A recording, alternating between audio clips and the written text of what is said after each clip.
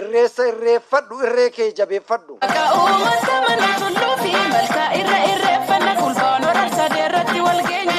Oromoon gadaan bula gadaan rabbiin qajeela kanaaf mootiin biyya lafaa siin buluu kajeela duudhaa sirna gadaa midhaaginni kee adda Oromoo walgahee walgeettiin taate gamtaa imaanaa ilmaa ilmoo waaqarra bulfata jiloota gogeessaa waggaa tokko lama booqaan birraa dhufnaan malkaatti kabajama durirraa kaasee hangamma arfaasaan tullutti baafatama waaqa booruuf dukkana gannaa horiif nama ceesise waaqa Oromoo ta'ee Oromoof beeksise.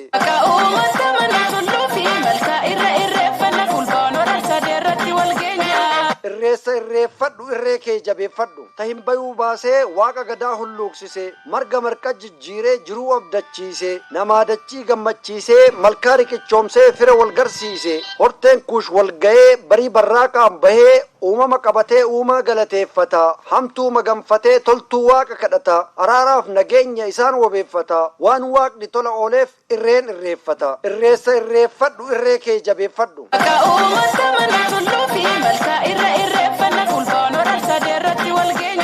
Dukkana keessaa ifa baanee booqaa birraa walit dachaane baga gammaddan gammachuu ibsadha firaafirri wal argee gammadaa taphadha kanaaf galata galchakaa kan dhufuuf situ beeka. Yeroo bonni darbee ganna baa dabaree kanaaf galatoomi awwaarri nurraa taree bonni gannaan maree hoo jedhata maruu koree dooriif gadamoojiin jila dhibaafata aananiif marqaa miseensi gadaa qabata boorani dhibaafadhu dhibaayyuu itti beetta dooriin geggeeffadhu gaafa jila butta korma buttaaf buttee moonaa dhibaayyuu geessu sagaleen tasgabbii waca hin dhageessu Oromoon gaafa irreechaa wayaaf onneen qulqullu galata galchinaa waaqa itti bullu.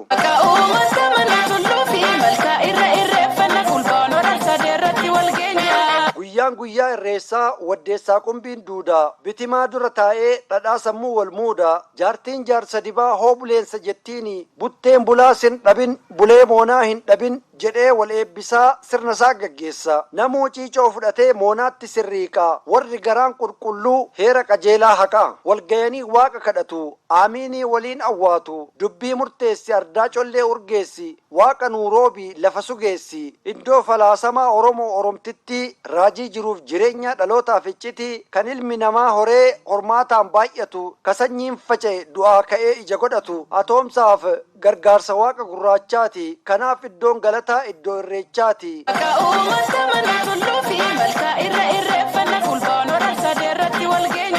Irreechi dinqa jalqabaa jabaa laafaa dhaqqaba kabajaaf ulfoo durfatanii quxisuu eebbifatanii giddugaleessi sabaa irreechi eenyuun dhaba Oromoo finfinneen teetii itti irreeffadhu kan kalee yaadachiisaa ilmaan tee barsiifadhu handhuura Oromootaa walgayii hayyoota gootaa fi gootota kan abbaaf haawwata ati dhaloonni qubee dhaloota ol kaayuuf jalaa barreeffadhu barii hara finfinnee harsadee lammeeffadhu irreessa irreeffadhu irree kee jabeeffadhu.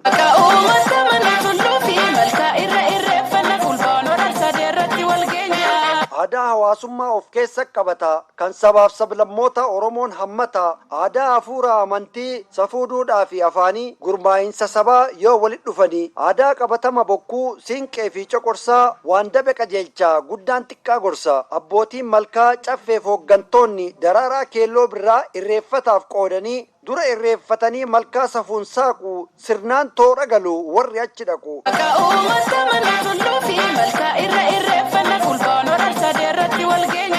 Yoo qomoo wal qabatee malkaa irreechaa guutu miirri isaa gammachuu nama irreessa raawwatu waa meeqa keessa tarree har'a irreechaa wal garree ilmoon booranaa baareentuu wal bara qeerroo qarree ittiin bulmaata keenya Oromoo Oromtitti bu'uura dimokiraasii addunyaa har'aati dur Oromoon caffee tokko bula bakka tokko bahee hamaaf tolaa gulaala saglan yaa'ii booranaa irreecha wal argina.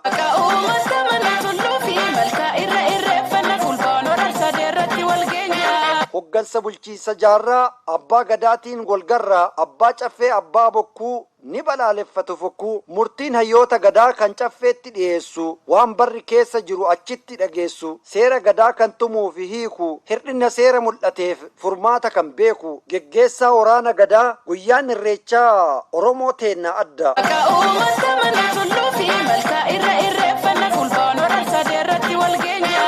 Muhammad Oromoo rabbuma sii ta'e horteen kee wal gahee bakka jiru ba'ee si wajjin irreeffata kan irreessa dhagaye tokkummaan kee fakkeenya adiin harka sii dha'e ardaaleen jilaa saddeeti irreeffadhu ardiin teeti tokkoon namaan hafu matakkalii raayya guutuu Oromiyaa ilmaan abboo aayya dhaloota sabboonaa itti oomishaa deema kanaaf Oromummaan itti guduunfama.